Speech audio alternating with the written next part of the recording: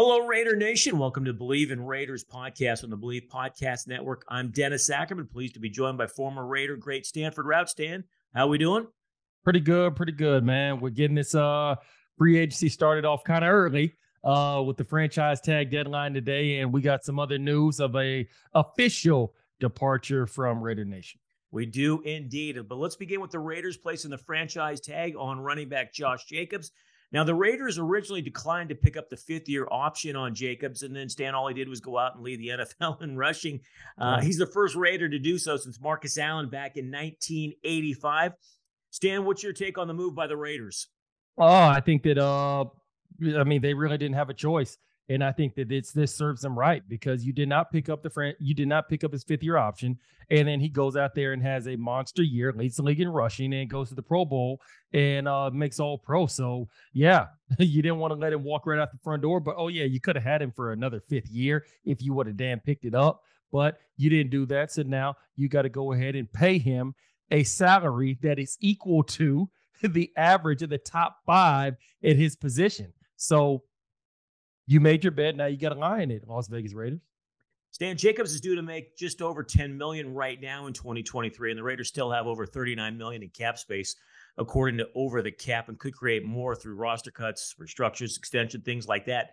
It's also important to remember this, Stan, that the Raiders still have until July 17th, the deadline for franchise tag players to agree to multi-year contracts to continue working on potential an extension with Jacobs. Stan, Jacobs is only 25 years old, and we know the starting salary for next year is going to be right around $10 million or so. So if they reach a long-term agreement with him before that July 17th deadline, what kind of contract would you give him?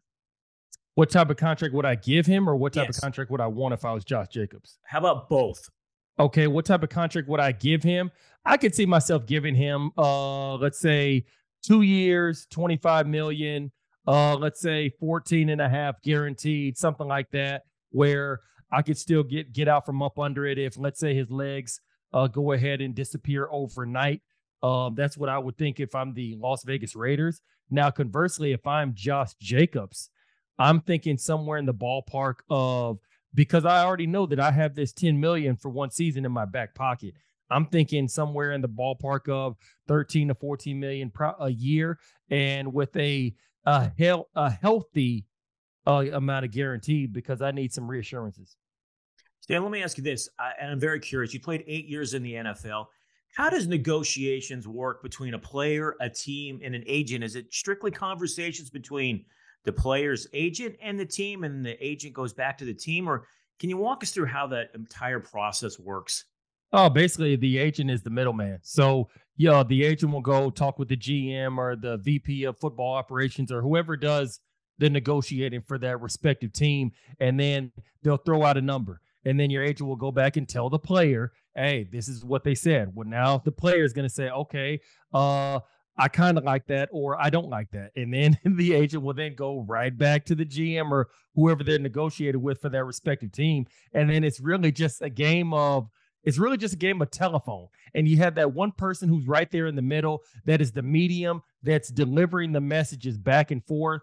And so that's pretty much how it starts. The team is usually going to have an opening offer, and then you'll have a counter offer. And then that's when the horse race really begins. That's when the jockeying for position ensues, and then so forth. And hopefully it stays peaceful. Hopefully it stays on the congenial side of things, but sometimes it can get very contentious and downright ugly. But Stan, I mean, is the agent and the team talking every day? Or are they talking maybe once a week? Like you said, if it can get contentious, it all depends on exactly. See, right now with Josh Jacobs, they'll probably talk once a week. Okay. Because they have all the way until July to, come to an agreement because of the deadline. Now, for other impending free agents right now that are going to be free as of a week from now, or whenever free agency opens up for the NFL, the start of the new league year, they got to make sure that, okay, let's go ahead and try to get those guys locked up before they officially hit free agency, and then we can go ahead and lose them. So those are the ones we're talking every day. the agent and the team, they're talking every day. They're talking probably maybe a couple times an hour and trying to get something done, trying to get some sort of agreement within principle. And then you'll get to the dealing with the fine print, dealing with the exact what part of the whether it's guaranteed or whether it's going to be salary, signing bonus, all of that. But it's definitely something that it's very tedious, no doubt about that. For GMs this time of the year, they don't really get much sleep because people are negotiating contracts at 2-3 o'clock in the morning and then got to go and turn around and be right back up at work at 7:30 a.m. So right now is the time where GMs and agents do not get much sleep at all. Very interesting. All right, before we move on, let's get our sponsorship read in here. And Bet Online remains your number one source for all your sports betting this season. Everything from NFL and bowl season to esports. You'll find the latest odds, team matchup info, player news, and game trends at Bet Online. Bet Online features live betting, free contests, and live scores for almost any sport or game imaginable. We're the fastest and easiest way to bet on all your favorite leagues and events. Head to betonline.ag to join and receive your 50% welcome bonus with your first deposit. Make sure to use the promo code BLEAV to receive your rewards. BetOnline, where the game starts. All right, Stan, right now we don't know who the starting quarterback is going to be for the Raiders. Let's talk about this situation now. We know Tom Brady's no longer an option. From GM Dave Ziegler's comments at the Combine, it doesn't sound like they are interested in Aaron Rodgers. So the team has the 7th pick in the draft. And unless they trade up, Stan, I don't think it's going to be Bryce Young, C.J. Stroud, or Will Levis is going to be there for him. And to me, I wouldn't take Florida's Anthony Richardson at number 7. I know he's rising up the boards after his great Combine. And Stan, this is just my opinion, and you tell me what you think. I think they are realistically starting to look at a day 2 quarterback like at Fresno State's Jake Haener or maybe at Tennessee's Hendon Hooker, and then signing a free agent like a Jimmy Garoppolo. Stan, what do you think of my thoughts? Am I completely crazy, or is there some, maybe some legitimacy there? No, you're not completely crazy. Just because when you look at the entire landscape of things, everything that you just laid out, and then I'll go ahead and add to that, I'll piggyback on that. So right now we can clearly see that they're not going to be high enough to get a Bryce Young out of Alabama, presumably.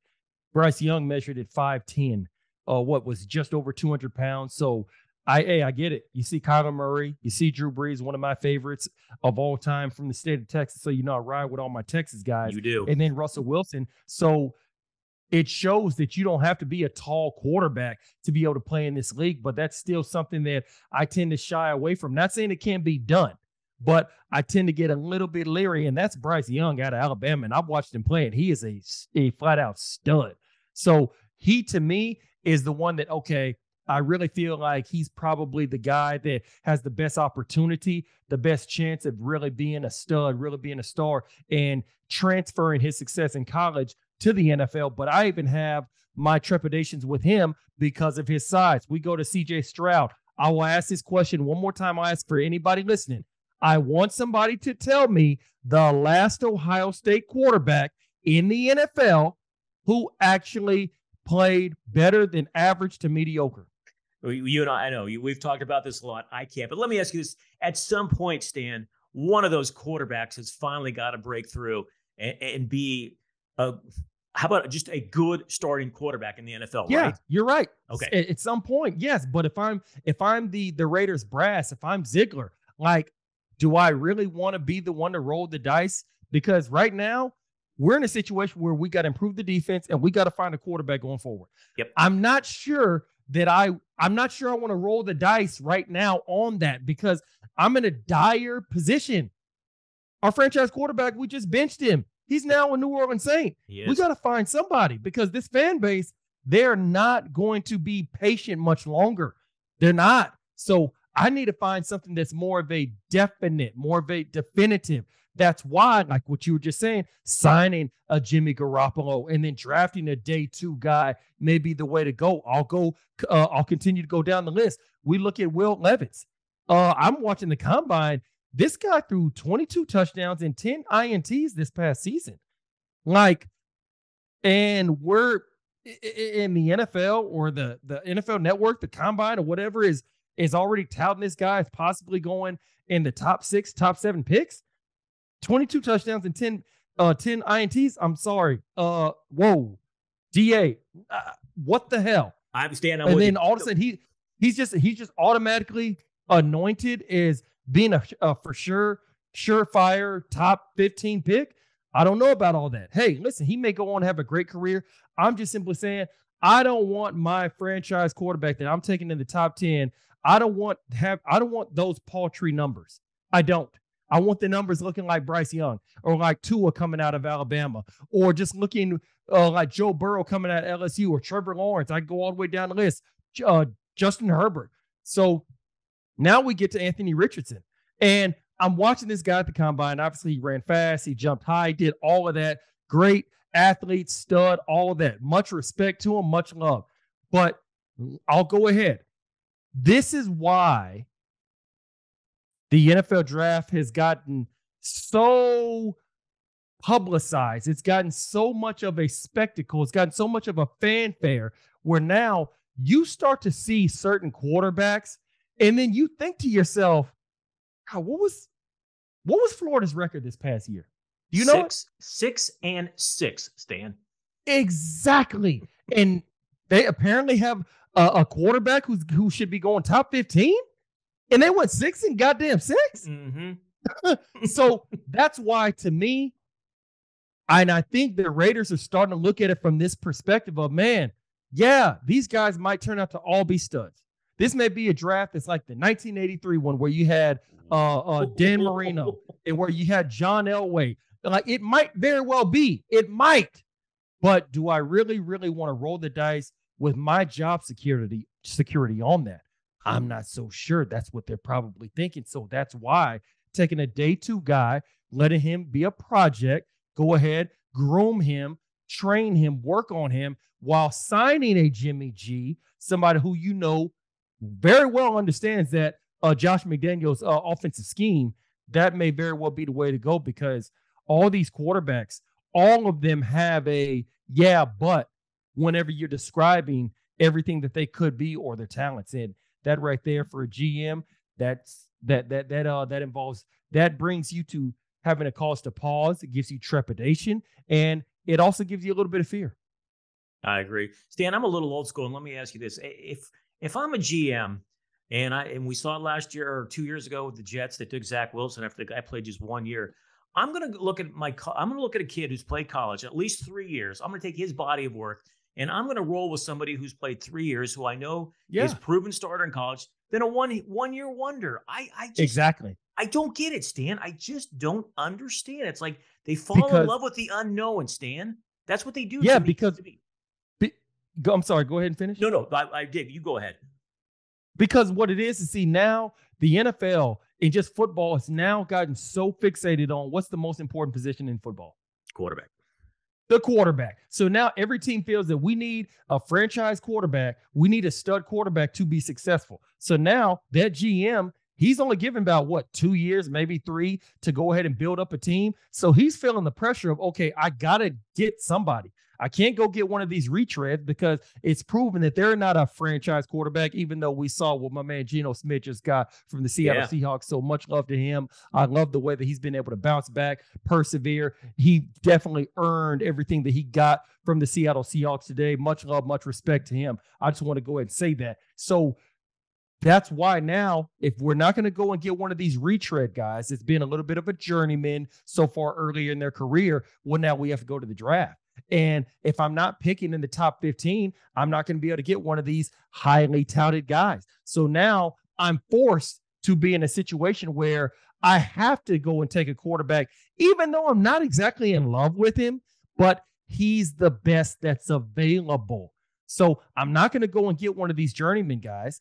I can't go and get Pat Mahomes because the Chiefs ain't trading him, or Josh Allen or Joe Burrow, Justin Herbert. You know what I'm saying? So I got to go to the draft. Well, I don't want to draft some 7th rounder and pray that he winds up being Brock Purdy as Mr. Irrelevant. I got to take somebody very, very high in the draft. Well, that's all that's available. So you know what I got to do? I got to just choose from that crop that's coming out in this year's draft because I don't have until 2024. If I don't do what I'm supposed to do, when I don't turn this team into having a very, very obvious improvement in 2023, I'm probably going to get fired. So now I'm being pressured into drafting a quarterback that I'm not necessarily in love with. And that right there, my friend, is the vicious cycle that these GMs have, because so much has been publicized about the quarterback. It's all about the quarterback. And I'll even go to the business side of the NFL. Well, the business side, the NFL is all about the almighty dollar. Mm-hmm. The NFL wants to keep their sponsors. Well, guess what? The sponsors, they want to see that the NFL is in good hands. They want to see a lot of points being scored. They want to see touchdowns being thrown. So for the NFL, it behooves the NFL to show their sponsors, hey, we always got young talent coming in at quarterback. We always got young talent coming in at the combine.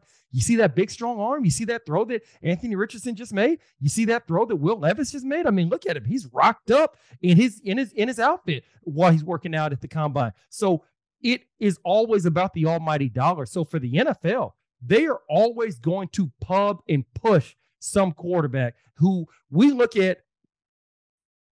What was his team's record last year? There's always going to be somebody in the draft where you're like, what? They went 5-7 last year? And why did that dude just go number 9 overall to whoever? There's always going to be that. Because for the NFL, they need their sponsors to always feel that they are in a comfortable position, that the NFL is always producing young, generational, electric talent at the quarterback position. And for the GMs, they don't want to lose their job, so they have to roll the dice on somebody that they may not be in love with. All right, well, the New Orleans Saints, Stan, they're going to roll the dice on former Raider quarterback Derek Carr. He reportedly agreed to a 3-year deal that could potentially be worth up to $150 million, and that includes $100 million in guarantees. Stan, I feel like New Orleans was a good landing spot for him. Do you agree? Yeah, I mean, when you really look at how everything played out with the Jets, the Panthers, and the Saints, and I think it may have been one other team that was possibly actually in the legitimate Derek Carr sweepstakes. You look at the Jets, Derek Carr coming from Northern California also has spent some time in Houston while David Carr was the quarterback way back in the early 2000s. Derek Carr doesn't really strike me as a big city type of guy, like the Big Apple. He don't really strike me as that type. So I never thought that was going to be a good fit for him from a mentality standpoint, from a value standpoint, and all of that. Yes, the New York Jets, they have a great defense. Obviously, they're a quarterback away. That's what a lot of people think. But I just feel that probably wasn't the best fit for him mentally and personally. You go to Carolina. Okay, yeah, Carolina, they got what? Draft capital. Yeah, they got young players, but we don't know what the hell Carolina is going to be. But with the New Orleans Saints, you know that they have a pretty good defense. You still know that you got Michael Thomas, Alvin Kamara, depending on whatever's going to happen with him on the legal side of things. So, but with it being in the South, New Orleans, the Big Easy, a team that is going to embrace him, a town that's going to embrace him. I think that overall, when you look at on the field, when you look at the personnel, when you look at everything off the field, I feel that was the best fit for Derek Carr. And then on top of that, he instantaneously is the favorite to win the NFC South. Yeah, that was Tom Brady's retired. Yeah, that was my thing, Stan. I mean, he's obviously reunited with Dennis Allen, who was the Raiders coach when the team drafted Carr back in 2014. Yeah. And to me, Stan, he's arguably gone from the worst QB in the AFC West to the best QB now in the AFC South. I mean, he's clearly an upgrade for the Saints from Jameis Winston and Andy Dalton, excuse me. The Falcons, they basically have second-year quarterback Desmond Ridder, who got his feet wet a little bit last year with the Falcons. And then there's Tampa Bay. I looked at their quarterback situation, Stan. Blaine Gabbert, Kyle Trask. They're as clueless as the Raiders are on who the quarterback's going to be. Like, we don't know who the quarterback is. Exactly. And then the Panthers, Stan, they've got 4 quarterbacks led by Sam Darnold. I mean, so I don't know. I think, you know what? Nobody in that division finished over 500 last year. I just think for Derek, it was a good move. He's playing indoors, Stan. Weather's not going to be a factor. There's always, and I don't know if there's any validity to this, but there was always that thing Derek doesn't like to play in cold weather. I don't know if there's any validity to that. But look, he gets 9 games in a dome now. Atlanta plays in a dome. Carolina's good weather. Tampa's good weather. I think he fits right in with there. And honestly, for everything that he's been through with the Raiders, I wish the guy nothing but success. And I hopefully does really well with New Orleans. And I hope he leads them to the playoffs next year in the Big Easy. I really, really do. Yeah, I think that's a good spot for him. It's going to be interesting to see how everything plays out. I think that when you really look at the entire landscape, I think for Derek Carr, what probably frustrates a lot of people about him is the simple fact that by the time you get to expecting him to play good after about 2 or 3 good games, by the time you get to the point to where you feel like you can almost book it the same way that with the certainty that Monday comes after Sunday, that's when he'll give you a dud of a game Yeah. against, let's say, the Chicago Bears or let's say the Washington Commanders. And because you feel that you can't completely book it, because you feel that you can't completely just go ahead and stamp it with that uncertainty level of confidence, like you could with a Tom Brady, a Pat Mahomes, a Justin Herbert, Drew Brees back when he was playing, a Peyton Manning, all those guys. That to me is probably what frustrates people the most about Derek Carr is just the lack of consistency, even though you know that he has all the ability. He certainly does, and we'll see how it all plays out for Derek as he's got a fresh start in the Big Easy. So, all right, Stan, good stuff. And Raider Nation, that's going to do it for another edition of the Believe in Raiders podcast presented by betonline.ag. For my partner, Stanford Route, I'm Dennis Ackerman. Thanks so much for listening, and may all your punts find the coffin corner.